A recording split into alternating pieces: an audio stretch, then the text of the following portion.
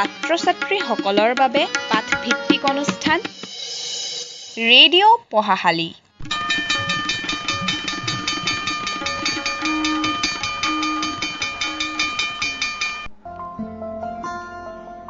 নমস্কাৰ আমাৰ মৰমৰ ছাত্ৰ-ছাত্ৰীসকল, তোমালোকক নমস্কাৰ জনাই আৰম্ভ কৰিছোঁ তোমালোকৰ অনুষ্ঠান ৰেডিঅ' পঢ়াশালী। তোমালোকে ৰেডিঅ' পঢ়াশালী অনুষ্ঠানটি শুনিবৰ বাবে ৰেডিঅ' ছেটত টিউন কৰিছা FM বেণ্ডৰ 90.4 মেগাহাৰ্টজত ৰেডিঅ' ব্ৰহ্মপুত্ৰ, আৰু বহু ছাত্ৰ-ছাত্ৰীয়ে ফেচবুকত চাৰ্চ কৰিছে ৰেডিঅ' ব্ৰহ্মপুত্ৰ 90.4 FM, আৰু সকলোৱে ফুল ভলিউমত শুনি আছে ৰেডিঅ' পঢ়াশালী। আৰু এইখিনিতে আমাৰ সমশ্ৰোতক বিশেষভাৱে জনাই দিব বিচাৰিছোঁ, সৰ্বশিক্ষা অভিযান ডিব্ৰুগড় আৰু এবিটাৰ সহযোগত ৰেডিঅ' ব্ৰহ্মপুত্ৰ 90.4 FM লৈ আহিছে ছাত্ৰ-ছাত্ৰীসকলৰ বাবে এটি বিশেষ অনুষ্ঠান ৰেডিঅ' পঢ়াশালী। আজি ৰেডিঅ' পঢ়াশালী অনুষ্ঠানৰ জৰিয়তে আমাৰ ষ্টুডিঅ'ত উপস্থিত আছে ডিব্ৰুগড় জিলাৰ বৰবৰুৱা শিক্ষাখণ্ডৰ বৰদৈবাম মধ্য ইংৰাজী বিদ্যালয়ৰ শিক্ষাগুৰু তৰালী শৰ্মা বাইদেউ। আৰু আজি বাইদেৱে সপ্তম শ্ৰেণীৰ ছাত্ৰ-ছাত্ৰী অৰ্থাৎ ক্লাছ 7ৰ ছাত্ৰ-ছাত্ৰীসকলৰ বাবে লৈ আহিছে বিজ্ঞান বিষয়ৰ পাঠদান। আজিৰ পাঠৰ নাম প্ৰাণীৰ পৰিপুষ্টি। আমাৰ ছাত্ৰ-ছাত্ৰীসকল, তোমালোকে বাইদেৱে আগবঢ়াই দিয়া পাঠটি মন দি শুনিবা, কাৰণ পাঠটিৰ শেষতেই বাইদেৱে তোমালোকৰ বাবে আগবঢ়াব কুইজৰ প্ৰশ্ন, আৰু সেই প্ৰশ্নৰ উত্তৰ দিব লাগিব হোৱাটছএপ কৰি, আৰু শুদ্ধকৈ উত্তৰ দিব পাৰিলেই আমি তোমালোকৰ নাম ঘোষণা কৰিম সমূহ শ্ৰোতাৰ আগত। ভাল লাগিব নিজৰ নামটো ৰেডিঅ'ত শুনি, নহয় জানো? গতিকে বাইদেৱে পঢ়াই থকাৰ সময়ত মন দি কথাবিলাক শুনিবা, আৰু সেই পাঠটিৰ ওপৰত ভিত্তি কৰিয়েই বাইদেৱে তোমালোকৰ বাবে লৈ আহিব কুইজৰ প্ৰশ্ন, আৰু কুইজৰ প্ৰশ্নৰ উত্তৰ দিবলৈ নাপাহৰিবা। আমি পুনৰবাৰ জনাই দিব বিচাৰিছোঁ, সৰ্বশিক্ষা অভিযান ডিব্ৰুগড় আৰু এবিটাৰ সহযোগত ৰেডিঅ' ব্ৰহ্মপুত্ৰ 90.4 FM লৈ অহা ৰেডিঅ' পঢ়াশালী অনুষ্ঠানত আজি আমাৰ ষ্টুডিঅ'ত উপস্থিত আছে ডিব্ৰুগড় বৰবৰুৱা শিক্ষাখণ্ডৰ বৰদৈবাম মধ্য ইংৰাজী বিদ্যালয়ৰ শিক্ষাগুৰু তৰালী শৰ্মা বাইদেউ। আৰু বাইদেৱে আজি বিশেষভাৱে সপ্তম শ্ৰেণী অৰ্থাৎ ক্লাছ 7ৰ ছাত্ৰ-ছাত্ৰীসকলৰ বাবে বিজ্ঞান বিষয়ৰ পাঠদান আগবঢ়াব। আজিৰ পাঠৰ নাম প্ৰাণীৰ পৰিপুষ্টি। আমাৰ ছাত্ৰ-ছাত্ৰীসকল, তোমালোকে ইতিমধ্যে পাঠটি উলিয়াই ৰেডিঅ'ৰ কাষত বহিছা, ৰেডিঅ'ত ভলিউম বঢ়াই দিয়া আৰু বাইদেউৰ সৈতে এই পাঠটি গ্ৰহণ কৰা।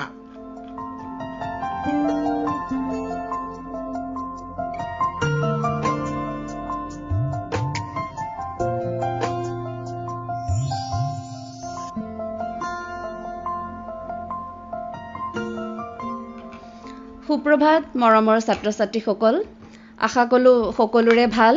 সকলোৱে নিশ্চয় পুৱাৰ আহাৰ গ্ৰহণ কৰি এতিয়া ৰেডিঅ'ৰ সন্মুখত কিতাপ বহি লৈ বহিছা, নহয়নে বাৰু?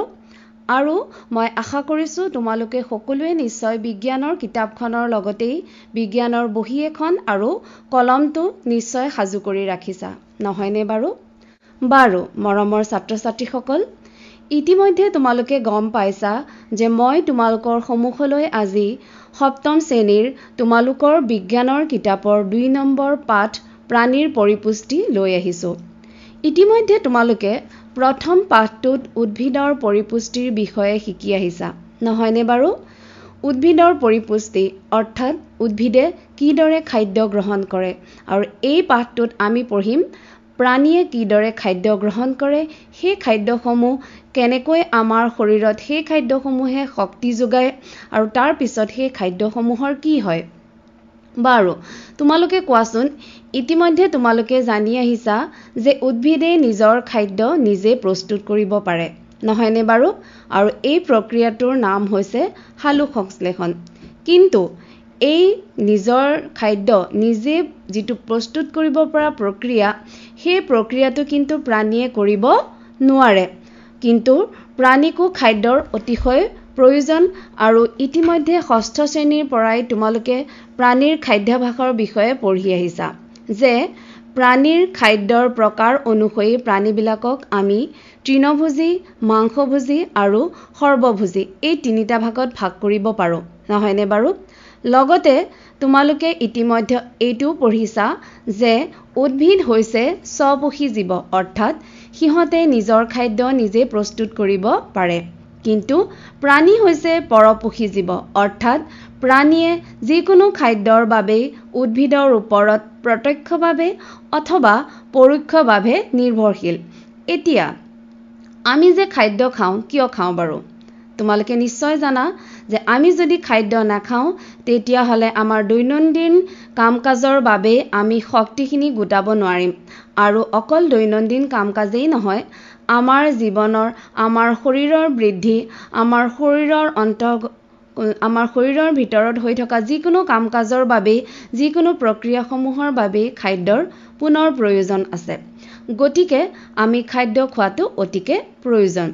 এতিয়া প্ৰাণীৰ পৰিপুষ্টি বুলি কোৱাৰ লগে লগে আমি ইতিমধ্যে তোমালোকে ষষ্ঠ শ্ৰেণীত যিখিনি খাদ্যৰ পৰিপোষকৰ বিষয়ে পঢ়ি আহিছিলা, সেই পৰিপোষকখিনিনো আমাক কিয় প্ৰয়োজন, আমি সেই পৰিপোষকখিনি খাদ্যৰ লগত কেনেকৈ খাওঁ আৰু শৰীৰত এই পৰিপোষকখিনি তথা খাদ্যখিনি কেনেকৈ ব্যৱহাৰ হয়, এই সকলো কথাখিনিয়ে আমি আজিৰ এই পাঠটোত পঢ়িম। বাৰু, এতিয়া যে মই ক'লোঁ খাদ্যৰ পৰিপোষক, এই খাদ্যৰ পৰিপোষক বাৰু কি কি বা খাদ্যৰ পৰিপোষক কেইটা আছে মনত পৰিছেনে? ঠিক আছে, মই বাৰু পুনৰ সেই কথাখিনি এবাৰ মনত পেলাই দিছোঁ। আমাৰ খাদ্যৰ প্ৰধানকৈ 5টা পৰিপোষক আছে: কাৰ্বহাইড্ৰেট বা শৰ্কৰা, প্ৰটিন, চৰ্বি বা স্নেহজাতীয় পদাৰ্থ, ভিটামিন আৰু খনিজ লৱণ।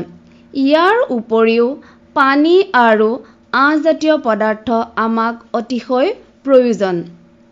এতিয়া আমি যে এই খাদ্যখিনি খাওঁ সুষম আহাৰৰ জৰিয়তে, এই খাদ্যখিনি বাৰু আমাৰ শৰীৰত যেতিয়া হজম হয় একেধৰণেৰে হজম হয় নে ই আকৌ বেলেগ এটা বস্তুলৈ বা পদাৰ্থলৈ ৰূপান্তৰিত হয়? এই যে মই ক'লোঁ হজম, তোমালোকে হজম শব্দটো নিশ্চয় শুনিছা, নহয়নে বাৰু? কিন্তু মই এতিয়া এই পাঠটোত বিজ্ঞানৰ ভাষাত এই হজম শব্দটোক কম পাচন, অৰ্থাৎ আমাৰ খাদ্যৰ পাচন প্ৰক্ৰিয়া। এতিয়া কাৰ্বহাইড্ৰেট বুলি কোৱাৰ লগে লগে আমি যিখিনি খাদ্যবস্তুৰ কথা বুজিছোঁ, এই খাদ্যবস্তুখিনি কাৰ্বহাইড্ৰেটৰ ৰূপত আমাৰ শৰীৰে হজম কৰিব নোৱাৰে বা তাৰ পৰা শক্তি আহৰণ কৰিব নোৱাৰে। কাৰ্বহাইড্ৰেটখিনি আমাৰ শৰীৰৰ কিছুমান সৰল উপাদানলৈ ভাঙি যায় আৰু এই সৰল উপাদানসমূহৰ পৰাহে আমি শক্তি আহৰণ কৰিব পাৰোঁ। গতিকে যিটো প্ৰক্ৰিয়াৰ দ্বাৰা খাদ্যৰ এই জটিল উপাদানবোৰ কিছুমান সৰল উপাদানলৈ ভাঙি যায় বা পৰিৱৰ্তন হয়, এই প্ৰক্ৰিয়াটোকে কোৱা হয় পাচন। খাদ্যৰ সৰল উপাদানলৈ, যিবোৰ জটিল উপাদান সৰল উপাদানলৈ পৰিৱৰ্তন হোৱা প্ৰক্ৰিয়াটোকে কোৱা হয় পাচন। এতিয়া খাদ্য গ্ৰহণৰ প্ৰণালী। বিভিন্ন উদ্ভিদে, বিভিন্ন প্ৰাণীয়ে নিজৰ নিজৰ ধৰণে খাদ্য খায়। আমি যিহেতু ইয়াত প্ৰাণীৰ বিষয়ে আলোচনা কৰি আছোঁ, তোমালোকে নিজৰ চাৰিওফালে সদায় দেখি থকা প্ৰাণীসমূহৰ কথা মনত পেলোৱাচোন। গৰু ছাগলীকে ধৰি যিমানখিনি তৃণভোজী প্ৰাণী আছে সকলোৱে মুখেৰে দাঁতেৰে চোবাই খাদ্যখিনি খায়। পখিলা বা মহ বা ওকণি এনেকুৱা প্ৰাণীসমূহে সিহঁতৰ শৰীৰত থকা বিশেষ শুঙৰ জৰিয়তে পখিলাই ফুলৰ মহ বা ওকণিয়ে প্ৰাণীৰ শৰীৰৰ তেজ শুহি খায়। সেইদৰে চৰাইৰো এটা ঠোঁট থাকে, ঠোঁটৰ ভিতৰত দাঁত থাকে, যিটোৰ সহায়ত সিহঁতে খাদ্য গ্ৰহণ কৰিবলৈ ব্যৱহাৰ কৰে। গতিকে খাদ্য গ্ৰহণৰ প্ৰণালী প্ৰত্যেক প্ৰাণীৰে বেলেগ বেলেগ। আমি যদি সাপৰ কথা কওঁ তেতিয়াহ'লে অজগৰ সাপৰ কথা তোমালোকে নিশ্চয় শুনিছা, নহয়নে বাৰু? অজগৰ সাপে চিকাৰ কৰা প্ৰাণীক সদায় গিলি খায়। বা পানীত থকা যিমানবোৰ জলচৰ জীৱ আছে যেনে মাছ, সিহঁতে পানীতেই ভাহি অহা সিহঁতৰ খাদ্যসমূহ চেকি লয়, কাৰণ পানীৰ অংশখিনি সিহঁতে তেনেকৈ নাখায়। এতিয়া তোমালোকে তৰা মাছৰ বিষয়ে নিশ্চয় পঢ়িছা, নহয়নে? তৰা মাছৰ আকৌ খাদ্য গ্ৰহণ প্ৰক্ৰিয়াটো অতি আচৰিত ধৰণৰ। সিহঁতে কি কৰে, যিহেতু সিহঁত পানীত থাকে, সাগৰত থকা কেলছিয়াম কাৰ্বনেটৰ টান খোলাৰে আৱৰি থকা প্ৰাণীবোৰ সিহঁতে মুখৰ ভিতৰত ভৰাই লয় আৰু সেই কেলছিয়াম কাৰ্বনেটৰ যিটো খোলাটো আছে, খোলাটো খুলি লয়। খুলি তাৰ ভিতৰত থকা প্ৰাণীটো খাবলৈ হ'লে তৰা মাছৰ শৰীৰৰ ভিতৰত থকা পাকস্থলীটো বাহিৰলৈ ওলাই আহে। সেই প্ৰাণীটো খাই কেলছিয়াম কাৰ্বনেটৰ অংশটো বাহিৰত পৰি যায় আৰু সিহঁতৰ পাকস্থলীটো পুনৰ তৰা মাছৰ শৰীৰৰ ভিতৰলৈ সোমাই যায় আৰু খাদ্যটো তাৰ শৰীৰৰ ভিতৰত হজম হয়। এতিয়া আমি আহোঁ মানুহৰ পাচন ক্ৰিয়া বা মানুহৰ শৰীৰতনো খাদ্যসমূহ কেনেকৈ হজম হয়। আমি সকলোৱে জানো যে মানুহৰ খাদ্য গ্ৰহণ প্ৰক্ৰিয়াৰ বাবে আমাৰ খাদ্য গ্ৰহণ কৰিবলৈ আমাৰ মুখ আছে, মুখৰ ভিতৰত দাঁত আছে আৰু আমি দাঁতেৰে খাদ্য চোবাই খাওঁ। সেই খাদ্যখিনি আমাৰ শৰীৰৰ ভিতৰলৈ যায়, শৰীৰত হজম হয়, তাৰ পৰা আমি শক্তি আহৰণ কৰোঁ আৰু হজম নোহোৱা খাদ্যখিনি আমাৰ শৰীৰৰ বাহিৰলৈ উলিয়াই পঠিওৱা হয়। গতিকে পাচন ক্ৰিয়া বুলিলে আচলতে অকল খাদ্য গ্ৰহণ প্ৰক্ৰিয়া বা খাদ্য হজম কৰা প্ৰক্ৰিয়াটোকেই নুবুজায়। এই যিটো পাচন প্ৰক্ৰিয়া ই কেইবাটাও ভাগত বিভক্ত হৈ আছে আৰু আমি খাদ্য গ্ৰহণ কৰোঁতে খাদ্য পাচন হ'বলৈ আমাৰ শৰীৰত এডাল বিশেষ নলী আছে, যিডালক খাদ্য নলী বুলি কোৱা হয় আৰু এই খাদ্য নলীডাল কেইবাটাও ভাগত বিভক্ত হৈ আছে। এই নলীডালৰ যিসমূহ ভাগ হৈছে মুখগহ্বৰ, 1 নম্বৰ মুখগহ্বৰ, 2 নম্বৰ গ্ৰাহনলী, 3 নম্বৰ পাকস্থলী, 4 নম্বৰ ক্ষুদ্ৰান্ত আৰু 5 নম্বৰ বৃহদন্ত্ৰ। এই পাঁচোটা অংশৰ মাজেদি আমাৰ খাদ্যখিনি যায় আৰু যিখিনি খাদ্য আমাৰ শৰীৰত হজম নহয় সেই খাদ্যখিনি 6 নম্বৰ অংশ পায়ুৰ জৰিয়তে শৰীৰৰ বাহিৰলৈ ওলাই যায়। এতিয়া আমাৰ খাদ্য গ্ৰহণ প্ৰক্ৰিয়াটো বা আমি খাদ্য গ্ৰহণ কৰি পাচন কৰাৰ যিটো প্ৰক্ৰিয়া, এই প্ৰক্ৰিয়াটোতো আকৌ প্ৰধানকৈ 5টা প্ৰক্ৰিয়া জড়িত হৈ থাকে। প্ৰধান 5টা প্ৰক্ৰিয়া আৰু এই প্ৰক্ৰিয়া কেইটা হৈছে 1 নম্বৰ আহাৰ গ্ৰহণ, 2 নম্বৰ পাচন, 3 নম্বৰ শোষণ, 4 নম্বৰ পৰিমিশ্ৰণ আৰু 5 নম্বৰ মলত্যাগ। আহাৰ গ্ৰহণ অৰ্থাৎ খাদ্য গ্ৰহণ কৰা প্ৰক্ৰিয়া, পাচন অৰ্থাৎ খাদ্য হজম কৰা প্ৰক্ৰিয়া, শোষণ অৰ্থাৎ খাদ্য হজম হোৱাৰ পিছত সেই খাদ্যখিনিৰ পৰা আমাৰ যিখিনি লাগতিয়াল দ্ৰব্য সেইখিনি আমাৰ শৰীৰে শোষণ কৰা প্ৰক্ৰিয়া, তাৰপিছত পৰিমিশ্ৰণ অৰ্থাৎ সেই যিখিনি খাদ্য হজম নহ'ল সেই খাদ্যখিনিত যদি দৰকাৰী বস্তু আছে সেইখিনি পুনৰ শুহি লোৱা আৰু 5 নম্বৰ মলত্যাগ অৰ্থাৎ যিখিনি খাদ্য হজম নহ'লে সেই খাদ্যখিনি শৰীৰৰ বাহিৰলৈ উলিয়াই দিয়া। এতিয়া মই যে ক'লোঁ আমাৰ খাদ্যনলীডালৰ কথা, এই খাদ্যনলীডাল আৰু ইয়াৰ বিভিন্ন অংশ লগ লাগি আমাৰ পাচন পথটোৰ সৃষ্টি হৈছে। আমি খোৱা খাদ্যবোৰ এই খাদ্যনলীৰ বিভিন্ন অংশইদি লাহে লাহে যেতিয়া পাৰ হয়, প্ৰতিটো অংশতে অলপ অলপকৈ হজম হৈ যায় আৰু অৱশেষত সম্পূৰ্ণৰূপে হজম হয় বা হজম নোহোৱা অংশখিনি শৰীৰত ৰৈ যায়। এতিয়া আমাৰ শৰীৰত খাদ্যনলীৰ যি দুটা আমি অন্যতম অংশৰ বিষয়ে ক'লোঁ, পাকস্থলী আৰু ক্ষুদ্ৰান্ত, ইয়াৰ ভিতৰত আকৌ বিভিন্ন ধৰণৰ গ্ৰন্থি থাকে, যেনে লালতী গ্ৰন্থি, যকৃত আৰু অগ্নাশয়। এইবোৰে আমাৰ শৰীৰতনো কি কৰে বা এইবোৰৰ জৰিয়তেনো আমি খাদ্য কেনেকৈ হজম কৰোঁ, এই কথাখিনি আমি লাহে লাহে আলোচনা কৰিম।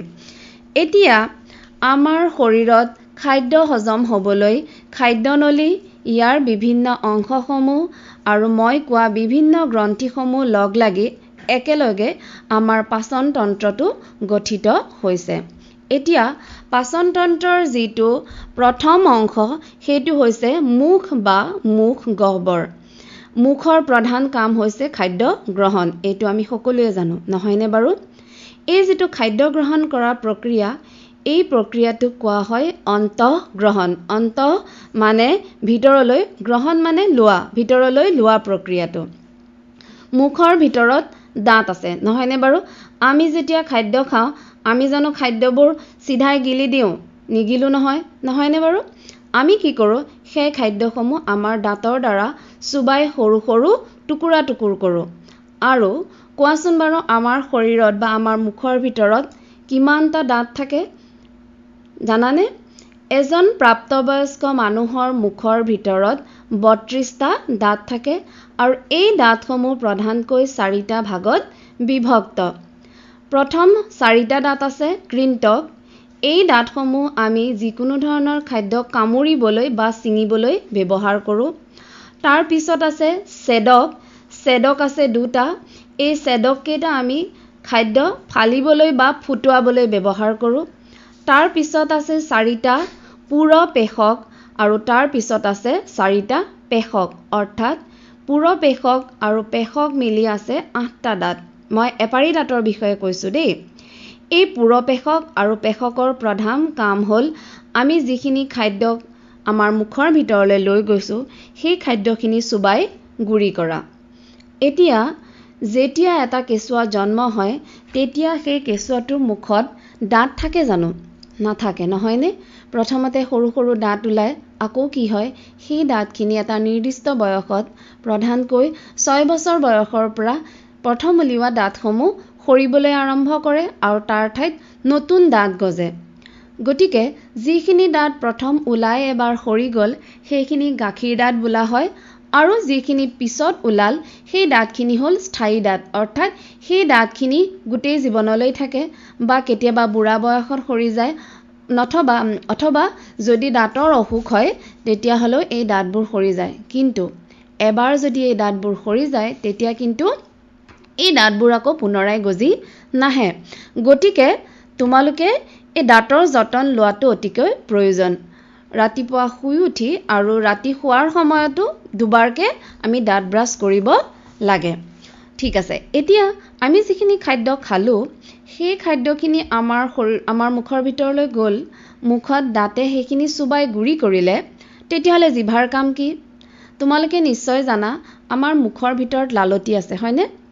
বা থু আছে, লালতি আছে। আমাৰ মুখৰ ভিতৰতে সেই লালতি গ্ৰন্থি নামৰ এবিধ গ্ৰন্থি আছে, আৰু লালতি গ্ৰন্থিয়ে এই লালতিখিনি নিঃসৰণ কৰে বা উলিয়াই দিয়ে। আমাৰ জিভাই কি কৰে, আমি দাঁতে যিখিনি খাদ্য চুবাই গুৰি কৰিলে সেই খাদ্যখিনিৰ লগত লালতিখিনি মিহলোৱাত সহায় কৰে। এতিয়া লালতিৰ কাম কি? লালতিয়ে আকৌ আমাৰ খাদ্যত থকা কাৰ্বহাইড্ৰেট বা শ্বেতসাৰ অংশখিনি ভাঙি চেনিলৈ পৰিৱৰ্তন কৰে। এতিয়া জিভাৰ কথা মই ক'লোঁ, জিভা হৈছে এখন মঙহাল মাংসপেশী আমাৰ সকলোৰে আছে, নহয়নে বাৰু? খাদ্য খাওঁতে খাদ্যৰ লগত লালতি অংশখিনি মিহলোৱাৰ উপৰিও আমি জিভাৰ দ্বাৰা যিকোনো খাদ্যৰ সোৱাদৰ বিষয়ে গম পাওঁ, হয়নে? এতিয়া আমাৰ জিভাৰ যিটো আগডোখৰ, সেই আগডোখৰৰ দ্বাৰা আমি মিঠা সোৱাদটো গম পাওঁ।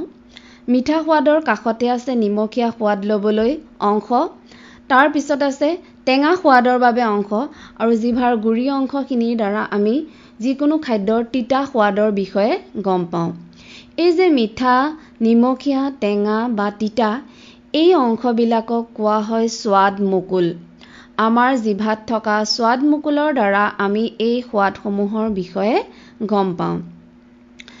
এতিয়া আমি যিখিনি খাদ্য এইখিনি খালোঁ, দাঁতে গুৰি কৰিলে, জিভাই লালতিৰ লগত মিলালে, লালতিয়ে আকৌ তাত থকা শ্বেতসাৰখিনি চেনিলৈ কিছু পৰিমাণে ৰূপান্তৰ কৰিলে, নহয়নে? ইয়াতে আমাৰ মুখ গহ্বৰৰ কাম শেষ। এতিয়া সেই খাদ্যখিনি মুখ গহ্বৰৰ পিছৰ যিটো অংশ, গ্ৰাহনলী বা গ্ৰহিকালৈ গুচি যায়, পাৰ হৈ যায়গৈ। এতিয়া গ্ৰাহনলীডাল আমাৰ ডিঙি আৰু বুকুৰ মাজেৰে পাৰ হৈ গৈছে। এই খাদ্যসমূহ গ্ৰাহনলী বা গ্ৰহিকাৰ এটা বিশেষ গতিৰ দ্বাৰা আমাৰ শৰীৰৰ ভিতৰৰ পাকস্থলীলৈ যায়গৈ। এতিয়া এই গতিটো আচলতে অকল যে গ্ৰহিকাত আছে তেনে নহয়। এই গোটেই গতিটো আমাৰ গোটেই খাদ্যনলীডালতেই আছে, আৰু খাদ্যনলীৰ এটা অংশৰ পৰা আন এটা অংশলৈ খাদ্যসমূহ যোৱাত এই গতিটোৱে সহায় কৰে। তাৰ পিছত এই খাদ্যখিনি গ্ৰহিকাৰ পৰা পাকস্থলীলৈ যায়। কেতিয়াবা এনেকুৱা হয়, আমাৰ যদি শৰীৰটো কেতিয়াবা বেয়া থাকে, গা ভাল নাথাকে, তেতিয়া কি হয়, এই খাদ্যখিনি পাকস্থলী গৈ নাপায়গৈ। তেতিয়াহ'লে কি হয়, বমি হৈ ওলাই যায়। যদি আমাৰ পাকস্থলীয়ে খাদ্য গ্ৰহণ নকৰে, সেই খাদ্যখিনি বমি হৈ বাহিৰলৈ ওলাই যায়। গতিকে গ্ৰহিকাৰ কাম হ'ল মুখ গহ্বৰৰ পৰা খাদ্যখিনি আনি পাকস্থলীত উপস্থিত কৰাই দিয়া। গতিকে গ্ৰহিকাৰ পৰা খাদ্যখিনি আহি পাকস্থলী পাই গ'ল। এতিয়া পাকস্থলীটো হ'ল আচলতে এটা মোনাৰ নিচিনা, বেগ যে তেনেকুৱাই, এটা ডাঠ মোনা, আৰু ইয়াৰ আকৃতি আকৌ আমাৰ মোনাবিলাকৰ নিচিনা আয়তাকাৰ নহয়, ইয়াৰ আকাৰটো হৈছে এটা চেপেটা ইউৰ নিচিনা। আৰু ই হৈছে খাদ্যনলীৰ আটাইতকৈ বহল অংশ, কাৰণ আমাৰ শৰীৰত খাদ্যখিনি হজম হোৱাত ই এটা প্ৰধান ভূমিকা গ্ৰহণ কৰে। ইয়াত যিটো ইউ আছে, ইউটোৰ এটা মূৰ গ্ৰসিকাৰ পৰা আৰম্ভ হৈছে আৰু আনটো মূৰ আকৌ পাকস্থলীৰ যিটো পিছৰ অংশ ক্ষুদ্ৰান্ত ইয়াত মুকলি হৈছে, অৰ্থাৎ ইয়াৰ দুটা মূৰ আছে। এতিয়া পাকস্থলী মই ক'লো নহয় এটা মোনাৰ নিচিনা। এই মোনাটোৰ যিটো ভিতৰৰ তৰপ আছে, সেই ভিতৰৰ তৰপটোত শ্লেষ্মা, হাইড্ৰক্লৰিক এচিড আৰু পাচক ৰস ওলায়। শ্লেষ্মাই কি কৰে, আমাৰ পাকস্থলীৰ ভিতৰৰ তৰপটোক ৰক্ষা কৰে। কিহৰ পৰা ৰক্ষা কৰে? এই যিটো হাইড্ৰক্লৰিক এচিড বুলি ক'লো, এই এচিডটো আচলতে এচিডটোৱে আমাৰ শৰীৰত থকা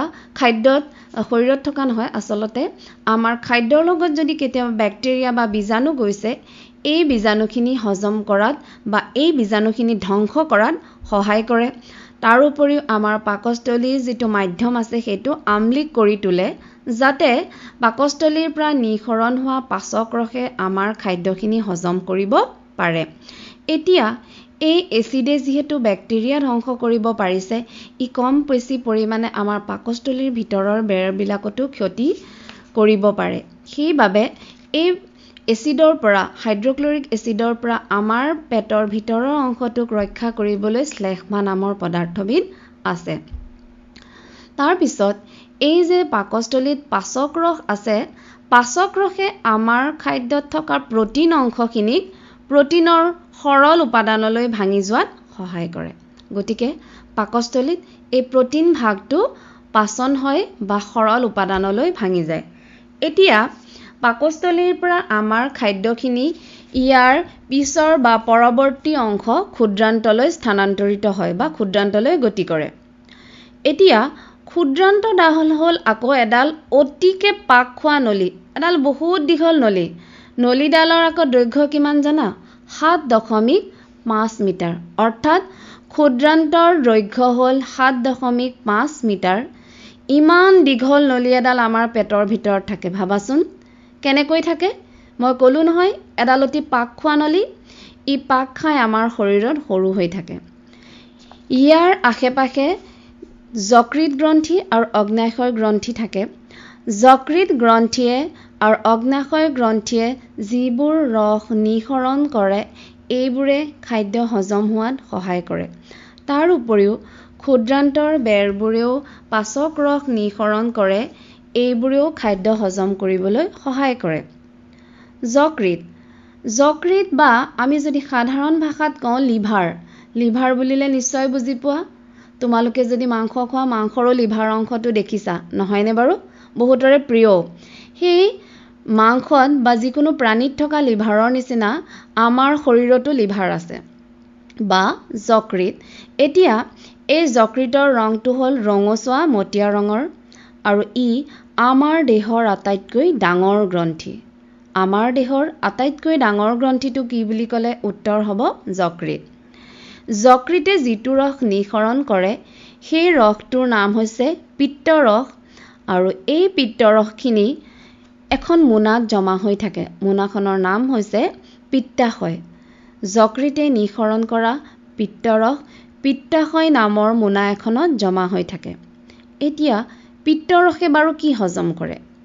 পিত্তৰসৰ কাম হ'ল আমাৰ খাদ্যত থকা চৰ্বি বা স্নেহজাতীয় পদাৰ্থখিনি হজম কৰা। পিত্তৰসে আমাৰ খাদ্যত থকা চৰ্বি বা স্নেহজাতীয় পদাৰ্থখিনি হজম কৰাত বা ভাঙি সৰল উপাদানলৈ পৰিৱৰ্তন কৰাত এটা প্ৰধান ভূমিকা গ্ৰহণ কৰে। তাৰ পিছত পাকস্থলীৰ ঠিক তলতে ক্ষুদ্ৰান্তৰ আশে পাশে থকা আন এটা গ্ৰন্থি হৈছে অগ্ন্যাশয়। অগ্ন্যাশয়ে যিটো ৰস নিঃসৰণ কৰে, সেই ৰসবিধৰ নাম হৈছে অগ্ন্যাশয় ৰস। অগ্ন্যাশয় ৰসে আকৌ কোনো নিৰ্দিষ্টকে নহয়, কাৰ্বহাইড্ৰেট, চৰ্বি আৰু প্ৰটিন এই তিনিওবিধ খাদ্যকে সৰল উপাদানলৈ পৰিৱৰ্তন কৰাত সহায় কৰে। গতিকে আমাৰ ক্ষুদ্ৰান্তত আমি খোৱা প্ৰায়বোৰ খাদ্য সৰল উপাদানলৈ ভাঙি যায়। ইয়াৰ ভিতৰত কাৰ্বহাইড্ৰেটটো গ্লুক'জ, স্নেহ পদাৰ্থ, ফেটি এচিড আৰু গ্লিচাৰল আৰু প্ৰটিনসমূহ এমিনো এচিডলৈ ভাঙি যায়। এতিয়া মই যে ক'লো আমাৰ শৰীৰত খাদ্যখিনিৰ পৰা শোষণ হয়। কি শোষণ হয়? আমাৰ যিখিনি খাদ্যৰ দৰকাৰী বস্তু বা এই সৰল উপাদানখিনি এইখিনি আমাৰ শৰীৰত শোষণ হয়। কেনেকৈ শোষণ হয়? এই শোষণ হ'বৰ বাবে আমাৰ ক্ষুদ্ৰান্তৰ ভিতৰত কিছুমান দীঘল দীঘল আঙুলি সদৃশ অংশ থাকে। এইবোৰৰ নাম হৈছে ভিলাই। ভিলায়ে কি কৰে? আমাৰ পাচন হোৱা খাদ্যখিনি শোষণ কৰি আমাৰ শৰীৰত থকা তেজৰ নলিকাসমূহলৈ স্থানান্তৰিত কৰে। তেজে সেই খাদ্যৰ যিখিনি অংশ, হজম হোৱা অংশ বা সৰল পদাৰ্থখিনি এইখিনি শৰীৰৰ বিভিন্ন অংশলৈ লৈ যায় আৰু তাত আমাৰ শৰীৰত দৰকাৰী যিখিনি জটিল পদাৰ্থ যেনে প্ৰটিন প্ৰস্তুত হোৱাত সহায় কৰে। এই গোটেই প্ৰক্ৰিয়াটো হ'ল পৰিমিশ্ৰণ। তাৰপিছত আমাৰ ক্ষুদ্ৰান্তত খাদ্য হজম হ'ল। হজম হোৱা খাদ্যৰ পৰা যিমানখিনি দৰকাৰী পদাৰ্থ আছে সেইখিনি আমাৰ শৰীৰে গ্ৰহণ কৰিলে। তাৰপিছত যিখিনি খাদ্য হজম নহ'ল সেই খাদ্যখিনি ক্ষুদ্ৰান্তৰ পৰা বৃহদন্তলৈ স্থানান্তৰিত হয়। বৃহদন্তও এডাল নলীয়ে হয়, কিন্তু ই ক্ষুদ্ৰান্ততকৈ চুটি আৰু বহল। ইয়াৰ দৈৰ্ঘ্য হৈছে প্ৰায় 1.5 মিটাৰ। ই আমাৰ খাদ্যবস্তুত যিখিনি পাচন নোহোৱা পানী আছে আৰু লৱণ আছে সেইখিনি শুহি লৈ আমাৰ শৰীৰৰ অংশবিলাকলৈ স্থানান্তৰিত কৰে, তেজলৈ পঠিয়ায় আৰু যিখিনি খাদ্য হজম নহ'ল সেই হজম নোহোৱা খাদ্যখিনি মলাশয়লৈ যায় আৰু পায়ুৰ জৰিয়তে শৰীৰৰ বাহিৰলৈ ওলাই যায়। ইয়াকে আমি মলত্যাগ কৰা বুলি কওঁ। গতিকে এই গোটেই প্ৰক্ৰিয়াটো আছিলে মানুহৰ পাচনতন্ত্ৰৰ প্ৰক্ৰিয়া। এতিয়া তৃণভোজী যিখিনি প্ৰাণী আছে, অৰ্থাৎ যিখিনি প্ৰাণীয়ে প্ৰত্যক্ষভাৱে উদ্ভিদৰ ওপৰত নিৰ্ভৰশীল, যেনে ঘাঁহ খাই জীয়াই থকা প্ৰাণী, গৰু, ম'হ, ছাগলী ইত্যাদি, সিহঁতৰ শৰীৰত বাৰু কেনেকৈ খাদ্য পাচন হয়? তোমালোকে নিশ্চয় মন কৰিছা যে গৰু, ম'হ, ছাগলী আদিয়ে যেতিয়া ঘাঁহ খায়, লৰালৰিকৈ ঘাঁহখিনি গিলি পাকস্থলী ভিতৰত ভৰাই থয় আৰু যেতিয়া এনেই বহি থাকে জিৰণি অৱস্থাত সেই খাদ্যখিনি বা ঘাঁহখিনি পাগুলি থাকে। পাগুলি থকা শব্দটো নিশ্চয় শুনিছা, নহয়নে বাৰু? এতিয়া সিহঁতে যেতিয়া ঘাঁহবোৰ খাই লৰালৰিকৈ গিলি ক'ত থয়? সেই গিলি থোৱা খাদ্যখিনি পাকস্থলীত থ'বলৈ এটা পৃথক অংশ আছে। এটা পৃথক অংশ বা এটা বেলেগ অংশ। এই অংশটোৰ নাম হৈছে ৰুমন্থ।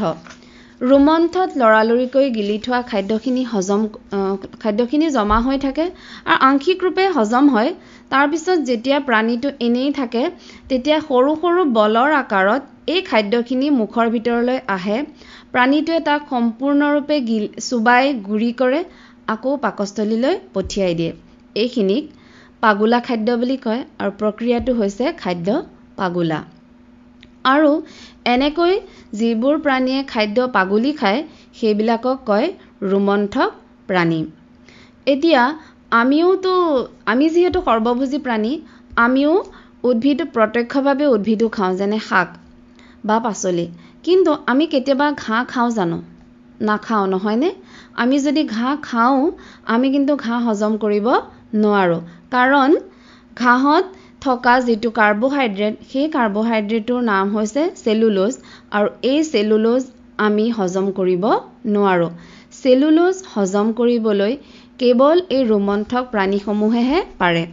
ৰুমন্থক প্ৰাণীসমূহৰ ক্ষুদ্ৰান্ত আৰু বৃহদন্তৰ মাজত চিকাম বা অন্ধ্ৰান্ত নামৰ এবিধ অংগ থাকে। এই অংগটোৱে চেলুলোজবোৰ হজম কৰিবলৈ সহায় কৰে। কাৰণ এই চিকামত এবিধ নিৰ্দিষ্ট বেক্টেৰিয়া থাকে, সেই বেক্টেৰিয়াটোৱেহে চেলুলোজ হজম কৰিব পাৰে। এই বেক্টেৰিয়াটো আমাৰ শৰীৰত নাথাকে বাবে আমি চেলুলোজ নামৰ কাৰ্বহাইড্ৰেটবিধ হজম কৰিব নোৱাৰোঁ। এতিয়া এইটো হ'ল তৃণভোজী প্ৰাণীৰ পাচন, বুজিছা চাগে?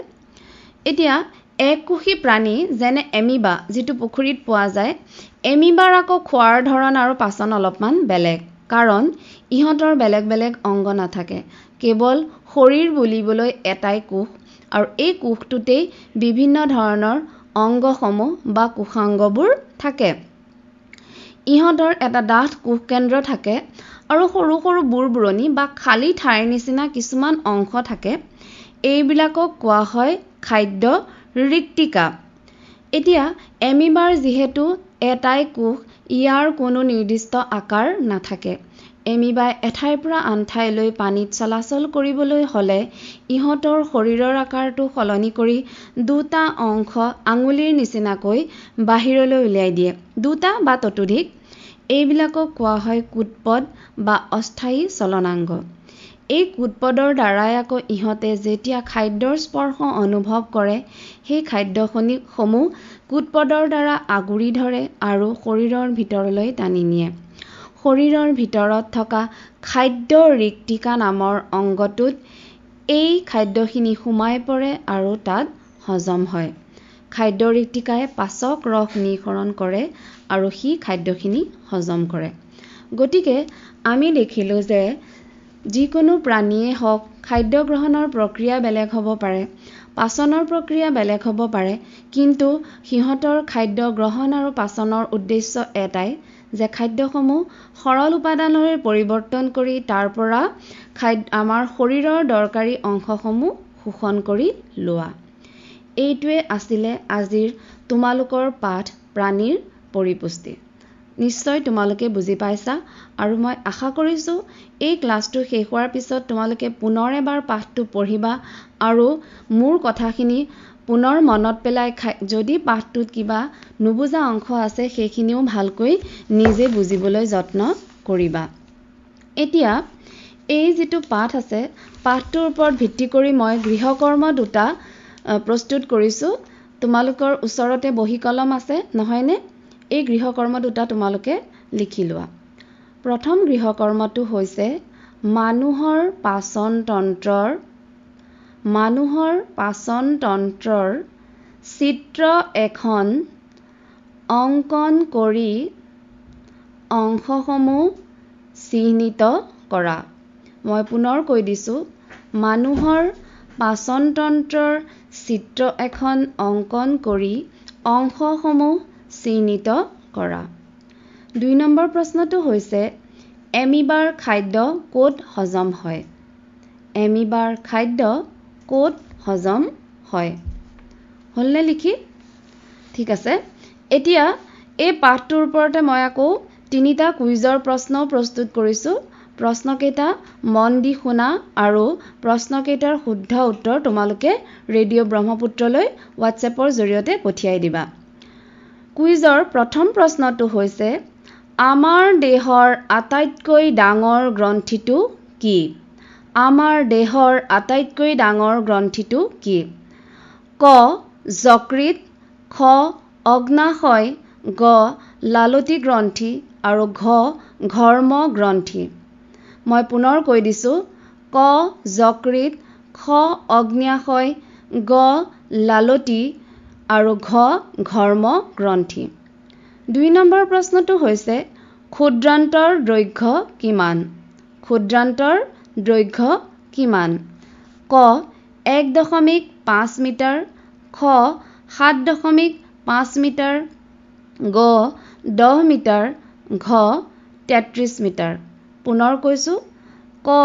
1.5 মিটাৰ, খ. 7.5 মিটাৰ, গ. 10 মিটাৰ আৰু ঘ. 33 মিটাৰ। 3 নম্বৰ প্ৰশ্নটো হৈছে ক্ষুদ্ৰান্তৰ ভিতৰৰ বেৰত থকা আঙুলি সদৃশ অংশবোৰক কি বোলে? ক্ষুদ্ৰান্তৰ ভিতৰৰ বেৰত থকা আঙুলি সদৃশ অংশবোৰক কি বোলে? ক. ৰোমন্থ, খ. শ্লেষ্মা, গ. গ্ৰথিকা আৰু ঘ. ভিলাই। পুনৰ কৈছোঁ, ক. ৰোমন্থ, খ. শ্লেষ্মা, গ. গ্ৰথিকা আৰু ঘ. ভিলাই। এইখিনিয়ে হ'ল তোমালোকৰ আজিৰ কুইজৰ প্ৰশ্ন।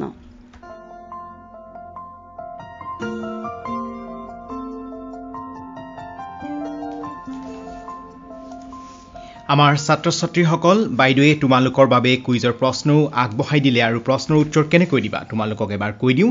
প্ৰশ্নৰ উত্তৰ দিবৰ বাবে একেবাৰে সহজ। সেয়া হৈছে প্ৰথমে এখন কাগজত আজিৰ তাৰিখটো লিখিবা, তাৰপাছত তোমাৰ নাম লিখিবা, বিদ্যালয়খনৰ নাম লিখিবা আৰু তুমি কোনখন জিলাৰ, ডিব্ৰুগড় জিলাৰ, ধেমাজি জিলাৰ, তিনিচুকীয়া জিলাৰ ক'ৰ হয় সেইটো লিখিবা। তাৰপাছতে তুমি কোন ক্লাছত পঢ়ি আছা সেয়া লিখিবা আৰু তাৰপাছত 1 নম্বৰ লিখি 1 নম্বৰ প্ৰশ্নৰ উত্তৰ লিখিবা, 2 নম্বৰ লিখি 2 নম্বৰ প্ৰশ্নৰ উত্তৰটো লিখিবা, 3 নম্বৰ লিখি 3 নম্বৰ প্ৰশ্নৰ উত্তৰটো লিখিবা আৰু তাৰপাছত সেই কাগজখন ফটো মাৰি হোৱাটছআপ যোগে আমালৈ প্ৰেৰণ কৰি দিবা। আমাৰ নম্বৰটো হৈছে 9954489439। পুনৰবাৰ কৈ দিছোঁ 9954489439। উত্তৰ কেনেকৈ দিবা পুনৰবাৰ কৈ দিছোঁ, এখন কাগজত প্ৰথমে লিখিবা আজিৰ তাৰিখটো, তাৰপাছত তোমাৰ নাম, তোমাৰ বিদ্যালয়খনৰ নাম, তুমি কোনখন জিলাৰ হয় সেয়া লিখিবা, তাৰপাছত তুমি কোন ক্লাছত পঢ়ি আছা সেয়া লিখিবা, তাৰপাছত 1 নম্বৰ লিখি 1 নম্বৰ প্ৰশ্নৰ উত্তৰ লিখিবা, 2 নম্বৰ লিখি 2 নম্বৰ প্ৰশ্নৰ উত্তৰ লিখিবা, 3 নম্বৰ লিখি 3 নম্বৰ প্ৰশ্নৰ উত্তৰ লিখিবা। তাৰপাছত সেই কাগজখন ভালদৰে ফটো মাৰিবা আৰু ফটো মাৰি হোৱাটছআপ যোগে আমালৈ প্ৰেৰণ কৰি দিবা। আৰু এটা কথা মনত ৰাখিবা, যেতিয়া তুমি লিখিবা তেতিয়া কাঠ পেঞ্চিল ব্যৱহাৰ নকৰিবা, কলম ব্যৱহাৰ কৰিবা, তেতিয়াহে ফটোত স্পষ্টকৈ আহিব আখৰখিনি আৰু সেই ফটোখন আমালৈ প্ৰেৰণ কৰি দিবা এই হোৱাটছআপ নম্বৰত 9954489439। আৰু তোমালোকে ঘৰতো এটা মোবাইলত আমাৰ নাম্বাৰটো ছেভ কৰি ৰাখিবা, ৰেডিঅ' ব্ৰহ্মপুত্ৰ বুলি লিখি, আৰু সেই নাম্বাৰটোতে প্ৰেৰণ কৰি দিবা। আমাৰ নাম্বাৰটো পুনৰবাৰ কৈ দিছোঁ 9954489439।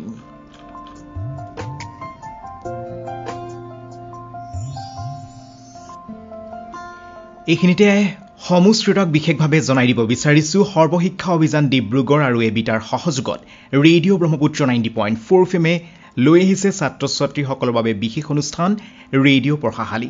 আৰু আজিৰ ৰেডিঅ' পঢ়াশালী অনুষ্ঠানৰ জৰিয়তে আমাৰ ষ্টুডিঅ'ত উপস্থিত আছে ডিব্ৰুগড় জিলাৰ বৰবৰুৱা শিক্ষাখণ্ডৰ বৰদৈবাম মধ্য ইংৰাজী বিদ্যালয়ৰ শিক্ষাগুৰু তৰালী শৰ্মা বাইদেউ। আৰু বাইদেৱে আজি 7ম শ্ৰেণী অৰ্থাৎ ক্লাছ 7ৰ ছাত্ৰ ছাত্ৰীসকলৰ বাবে বিজ্ঞান বিষয়ৰ পাঠ আগবঢ়াই আছে আৰু আজিৰ পাঠটোৰ নাম প্ৰাণীৰ পৰিপুষ্টি।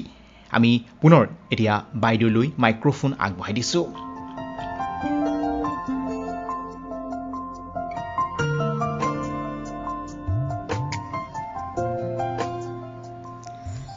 ছাত্ৰ ছাত্ৰীসকল, তোমালোকৰ হাতত ইতিমধ্যে অসম চৰকাৰে প্ৰস্তুত কৰা স্ব-শিকন সমল তোমালোকৰ হাতত পাইছেহি, নহয়নে বাৰু?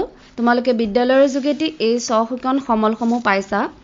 এতিয়া এই তোমালোকৰ 7ম শ্ৰেণীৰ স্ব-শিকন সমলত 6ষ্ঠ শ্ৰেণীত আমি এৰি থৈ অহা 2টা পাঠৰ বিষয়ে প্ৰশ্ন কিছুমান কৰিবলৈ দিয়া হৈছে।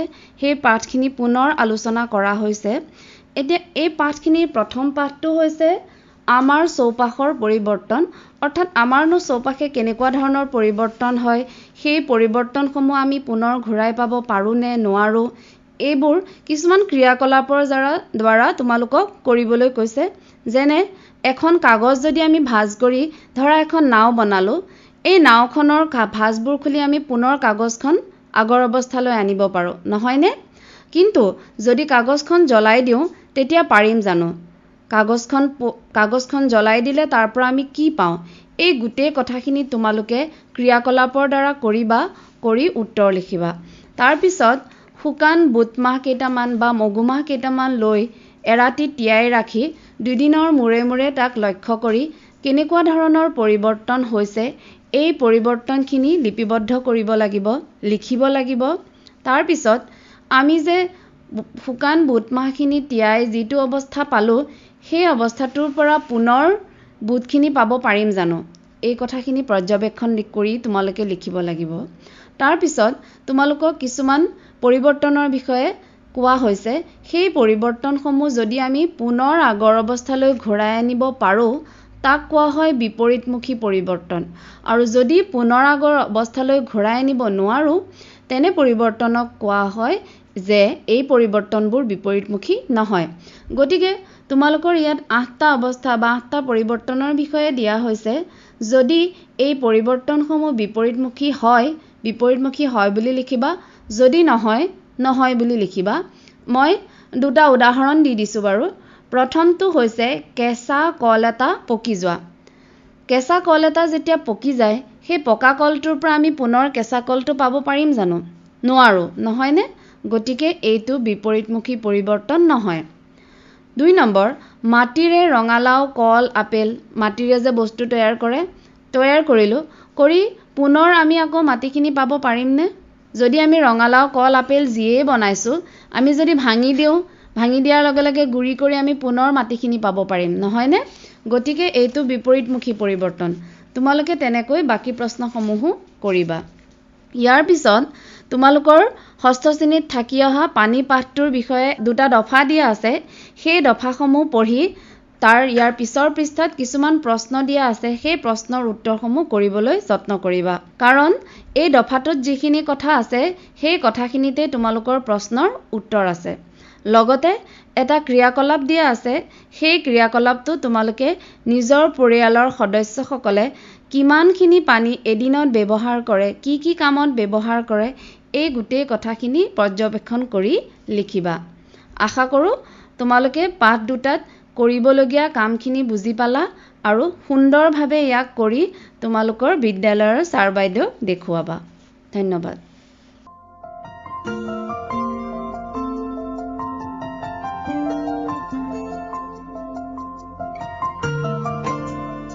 আমাৰ মৰমৰ ছাত্ৰ ছাত্ৰীসকল বাইদেৱে তোমালোকৰ বাবে পাঠ আগবঢ়াই আছে লগতে স্বশিক্ষণৰো কিছু কথা তোমালোকক জনালে আৰু এইখিনিতে এতিয়া জনাই দিব বিচাৰিছোঁ আমি যিহেতু আজিৰ বাইদেৱে তোমালোকৰ বাবে প্ৰশ্ন আগবঢ়াইছে আৰু তোমালোকে সেই প্ৰশ্নৰ উত্তৰ দিব লাগিব হোৱাটছএপ কৰি আৰু এতিয়া আমি বাইদেউক বিশেষভাৱে অনুৰোধ জনাম সেই প্ৰশ্নকেইটা পুনৰবাৰ আমাৰ ছাত্ৰ ছাত্ৰীসকলক কৈ দিবৰ বাবে আৰু এইখিনিতে আমাৰ সমূহ শ্ৰোতাক বিশেষভাৱে জনাই দিব বিচাৰিছোঁ সৰ্বশিক্ষা অভিযান ডিব্ৰুগড় আৰু এবিটাৰ সহযোগত ৰেডিঅ' ব্ৰহ্মপুত্ৰ 90.4 FM লৈ আহিছে ছাত্ৰ ছাত্ৰীসকলৰ বাবে বিশেষ লাইভ অনুষ্ঠান ৰেডিঅ' পঢ়াশালী আৰু আজিৰ ৰেডিঅ' পঢ়াশালী অনুষ্ঠানটি বিভিন্ন অঞ্চলত আমাৰ শিক্ষা বন্ধু বান্ধৱীসকলে শুনাই আছে আৰু আমাৰ ষ্টুডিঅ'ত উপস্থিত থাকি লাইভ ছাত্ৰ ছাত্ৰীসকলৰ বাবে পাঠদান দি আছে পাঠদান আগবঢ়াই আছে ডিব্ৰুগড় বৰবৰুৱা শিক্ষা খণ্ডৰ বৰদৈবাম মধ্য ইংৰাজী বিদ্যালয়ৰ শিক্ষাগুৰু তৰালী শৰ্মা বাইদেৱে আমি বাইদেউক অনুৰোধ জনাইছোঁ আজি কুইজৰ প্ৰশ্নকেইটা পুনৰবাৰ কৈ দিবলৈ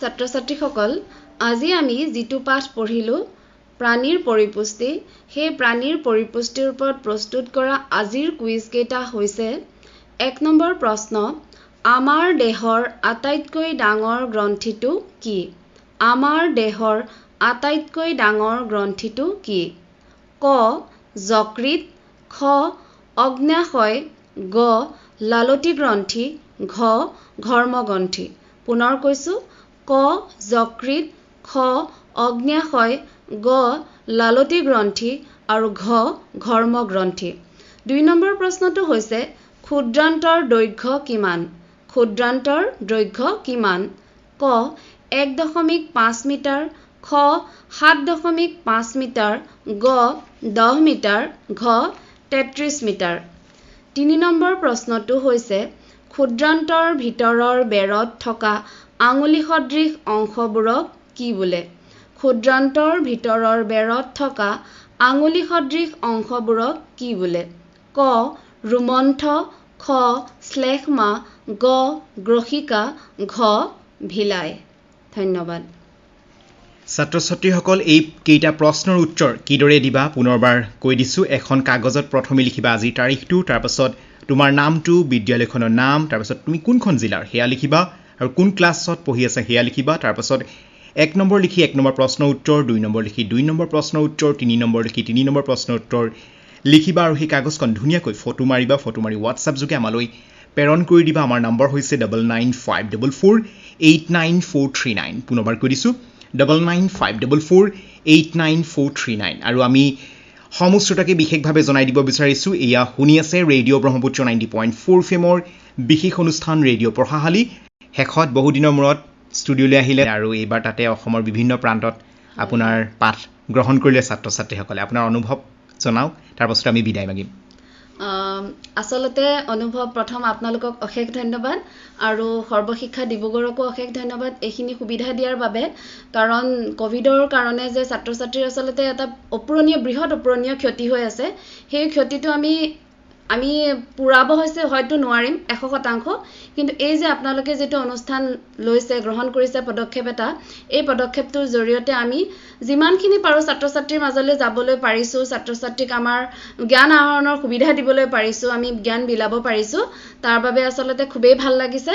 বহুত দিনৰ মূৰত আহিলো আৰু ছাত্ৰ ছাত্ৰীক এইখিনি যিখিনি সুবিধা আপোনালোকে দিছে বা আমি এইখিনি সুবিধা গ্ৰহণ কৰি ছাত্ৰ ছাত্ৰীক শিক্ষাদান দিবলৈ পাই এই বিকল্প ব্যৱস্থাটোৰ বাবে আপোনালোকক অশেষ ধন্যবাদ। হয়, আমিও বাইদেউক আপোনাক বহুত বহুত ধন্যবাদ জ্ঞাপন কৰিলোঁ। আপুনি আজি আমাৰ ষ্টুডিঅ'লৈ আহিলে আৰু ছাত্ৰ ছাত্ৰীসকলৰ বাবে সুন্দৰকৈ পাঠ আগবঢ়ালে। সৰ্বশিক্ষা অভিযান ডিব্ৰুগড় আৰু এবিটাৰ সহযোগত ৰেডিঅ' ব্ৰহ্মপুত্ৰ 90.4 FM ছাত্ৰ ছাত্ৰীসকলৰ বাবে লৈ আহিছে এই বিশেষ অনুষ্ঠান ৰেডিঅ' পঢ়াশালী।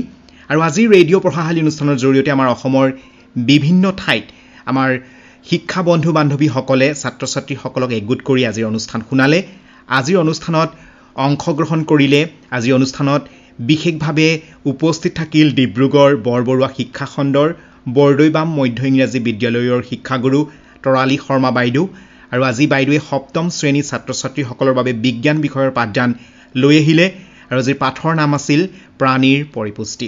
আৰু এই অনুষ্ঠানটি ফেচবুকৰ জৰিয়তে যিসকল শ্ৰোতাই শুনিলে তাৰ বাবে সেই শ্ৰোতাসকলক ধন্যবাদ জ্ঞাপন কৰিছোঁ। আৰু আমাৰ ছাত্ৰ ছাত্ৰীৰ লগতে শিক্ষা বন্ধু বান্ধৱীসকলক বিশেষভাৱে অনুৰোধ কৰিছোঁ, যিহেতু অনুষ্ঠানটি ফেচবুকত থাকি গৈছে, যদি কিবা অসুবিধা হ'ল, শুনিব নোৱাৰিলে বা ইণ্টাৰনেটৰ প্ৰব্লেম হ'ল, তেনেহ'লে অনুষ্ঠানটি ফেচবুকত আছেই, ছাত্ৰ ছাত্ৰীসকলক দেখাই দিব। ছাত্ৰ ছাত্ৰীসকলে ঘৰত বা কেতিয়াবা আমাৰ শিক্ষা বন্ধু বান্ধৱীৰ লগতেই হওক অনুষ্ঠানটি শুনিব পাৰিব, আকৌ লগতে বেলেগকো শুনাব পাৰিব আৰু অনুষ্ঠানটিত শুনি আমাৰ প্ৰশ্ন উত্তৰ দিব পাৰিব। তাৰে আমি কামনা কৰিলোঁ। আৰু শেষত আমাৰ সকলো শিক্ষা বন্ধু বান্ধৱীক বহুত বহুত ধন্যবাদ জ্ঞাপন কৰিলোঁ। আমাৰ বাইদেউক ধন্যবাদ জ্ঞাপন কৰিলোঁ, আমাৰ ছাত্ৰ ছাত্ৰীসকলক ধন্যবাদ জ্ঞাপন কৰিলোঁ।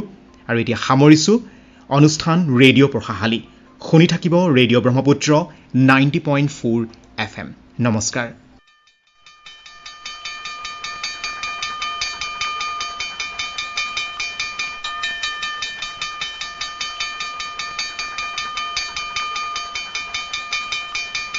এয়া ছাত্ৰ ছাত্ৰীসকলৰ বাবে পাঠভিত্তিক অনুষ্ঠান ৰেডিঅ' পঢ়াশালী।